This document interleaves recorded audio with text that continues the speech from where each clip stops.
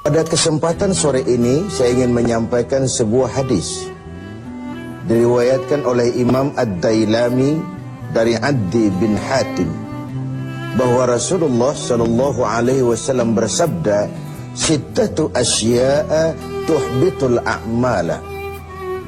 Ada 6 perkara yang dapat merusak suatu amal. Merusak sholat kita, merusak puasa kita, merusak zakat kita, merusak bahkan haji kita, dan seterusnya. Inilah yang harus kita waspadai. Kita merasa kita sudah melakukan amal begitu banyak, tahu-tahu dirusak oleh hal-hal lain yang ada pada diri kita. Apa 6 perkara yang merusak amal itu? Yang pertama, al-ishtighalu bi'uyubil khalqi. Seseorang yang terlalu sibuk mencari-cari aib, mencari-cari kekurangan orang lain.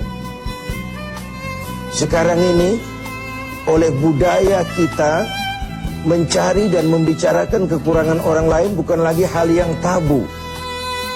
Dikorek, dicari, kemudian berakhir dengan fitnah, dan begitu seterusnya.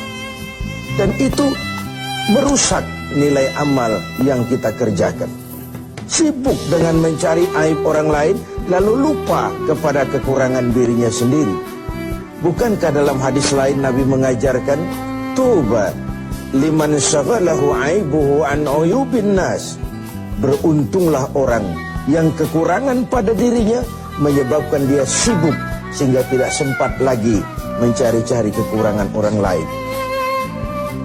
Tapi sebaliknya, celaka benar orang kalau waktunya habis dengan kesibukan mencari aib dan kekurangan orang lain, lalu merupakan aib dan kekurangan yang ada pada dirinya sendiri.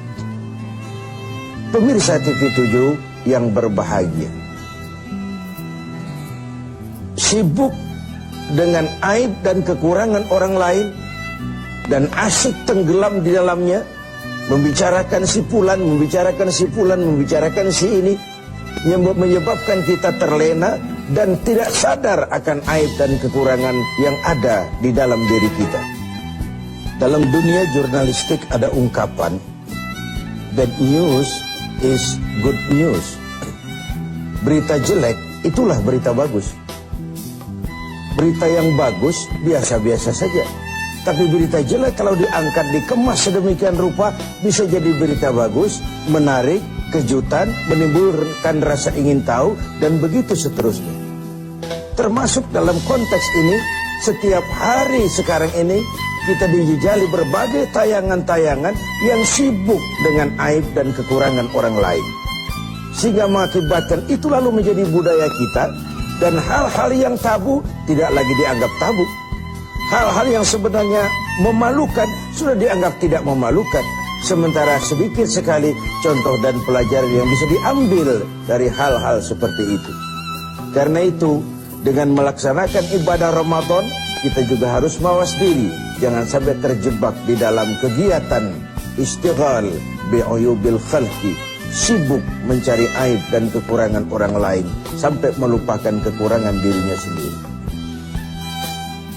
Yang kedua, yang bisa merusak amal itu adalah waqaswatul qalbi. Orang yang keras hati. Hatinya itu kasar, keras. Beruntung kita kalau oleh Allah diberikan hati yang lembut, yang peka, cepat menerima kebenaran. Sebuah contoh, Sayyidina Umar bin Khattab, orang yang diberikan hati yang keras, tapi mudah menerima kebenaran, cepat menerima kebenaran. Jadi yang dimaksud qaswatul qalbi ini, sudah hatinya keras, kasar, dan tertutup untuk menerima kebenaran. Hatinya itu degil, hatinya itu tertutup, cupit seperti katak di bawah tempurung, tidak mau menerima kebenaran. Nah, tatkala kita tidak mau menerima kebenaran, lalu kita merasa kitalah yang paling benar. Banyak sekali dalam perjalanan hidup ini orang-orang yang kemudian terjebak menjadi pemilik kebenaran, mengklaim yang lain salah semua, cuma dia saja yang benar. Akhirnya juga terjebak pada hati yang keras dan kasar seperti tadi. Hati adalah raja dari kerajaan tubuh manusia, sementara anggota badan kita yang lain cuma prajurit saja. Kaki hanya berjalan, tangan hanya mengambil, mata hanya melihat, telinga hanya mendengar. Kalau hati cenderung dan memerintah ke arah situ, maka benar ketika Nabi bersabda, kalau baik hati, baiklah seluruh badan. Kalau rusak hati, rusak jugalah seluruh anggota badan yang lain. Faswatul qalbi. Yang ketiga yang merusak amal itu adalah wahubbud dunia.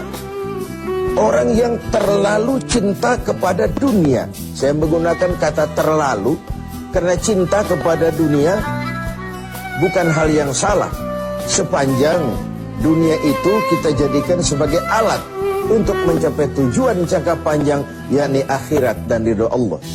Tapi terlalu sehingga dia berurat dan berakar di hati, dan kita sulit melepaskannya, ini akan bisa merusak amal. Sebab apa? Kalau kegiatan hidup kita sudah dipacu oleh hubbud dunia, cinta dunia yang berlebihan. Cinta dunia itu include cinta pangkat, cinta jabatan, cinta harta, cinta pujian dan sebagainya. Kalau itu sudah overload, sudah berlebihan dalam hidup kita, kita cenderung melakukan hal-hal yang menghalalkan segala cara. Dan ini akhirnya akan merusak nilai amal yang sudah kita kerjakan.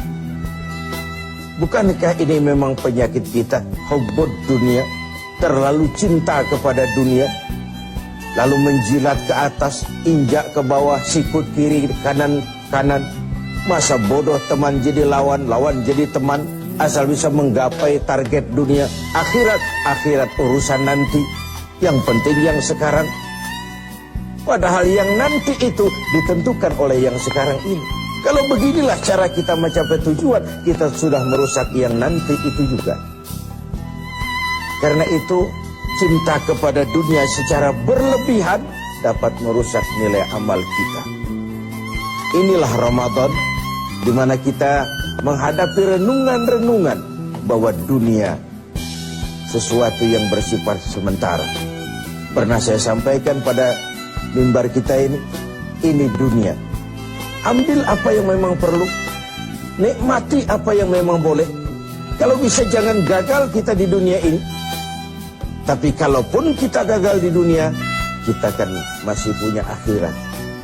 Inilah yang menyebabkan cara kita mencapai dunia tidak menghalalkan segala cara, karena kita yakin akan pertanggungan jawab akhirat nanti. Itu yang ketiga.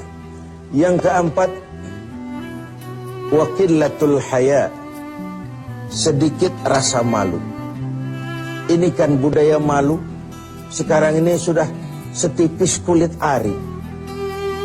Tadi saya sampaikan yang tabu sudah dilakukan orang secara biasa. Kita tidak mengerti. Misalnya ada perempuan dengan bangga bercerita, anak saya 3 semua tidak ketahuan bapaknya. Dicerita secara terbuka di media. Dan dia merasa enjoy dengan itu. Bayangkan kalau ini lalu menjadi diikuti oleh yang lain. Bayangkan kalau ini menjadi sebuah tradisi di tengah masyarakat kita. Hal yang memalukan dan memilukan sudah dianggap sebagai sesuatu yang biasa. Tidak ada yang tabu lagi. Padahal malu bagian daripada iman. Tidak ada rasa malu, kurang syarat untuk mempunyai nilai-nilai keimanan.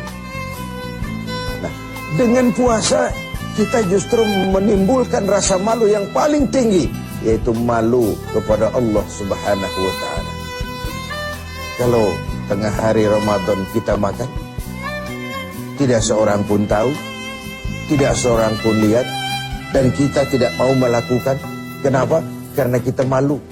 Malu kepada siapa? Malu kepada Allah Subhanahu wa ta'ala. Dan ukurannya adalah nurani. Ukurannya adalah nurani.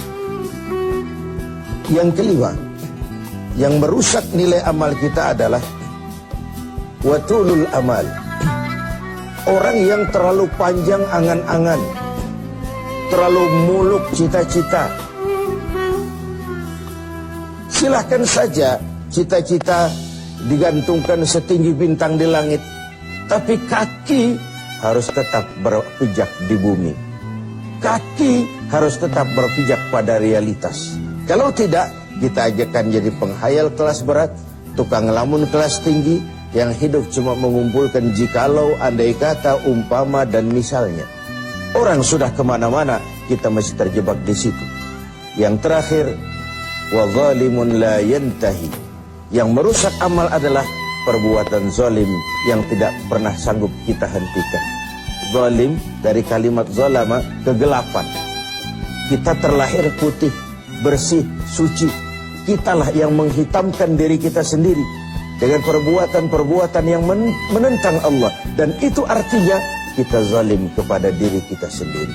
Semoga kita dapat menjaga diri dari hal-hal yang merusak